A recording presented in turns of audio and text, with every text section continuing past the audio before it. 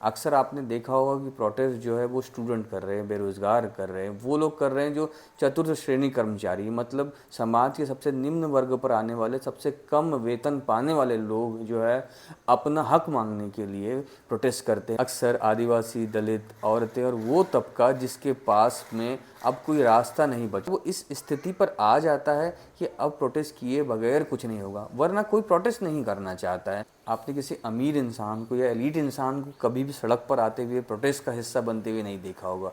अक्सर वही लोग प्रोटेस्ट का हिस्सा बनते हैं जो लोग सबसे ज़्यादा हताहत होते हैं, यानी सबसे ज़्यादा निम्न वर्ग से आते। इस प्रोटेस्ट का कॉज है कि एजुकेशन सिस्टम बहुत लचर हो गया है। इतनी बड़ी बड़ी धांधलियाँ हो रही हैं पर एजुकेशन मिनिस्टर का कोई से नहीं है इस पर।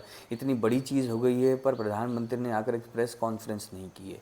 हालांकि ये एजुकेशन सिस्टम बहुत पहले से ही लचर पचर बना हुआ है, पर इस समय का युवा, इस समय का नौजवान को ये ऐसा लग रहा है कि भाई पानी सर से ऊपर चला गया है, और जब पानी सर से ऊपर चला जाता है तो प्रोटेस्ट के सिवा कोई और रास्ता नहीं बचता है। तो इस समय का नौजवान सबसे ज़्यादा अवेयर मालूम होता है। हमारे देश में इतने बड़े, इतने मैसिव रूप से प्रोटेस्ट कभी भी नहीं हुए या बहुत कम हुए हैं। तो अगर ये हो रहा है, ये आग लग चुकी है, तो बहुत ज़रूरी है कि इस आग को बनाए रखें, इस आग को बुझने ना दें।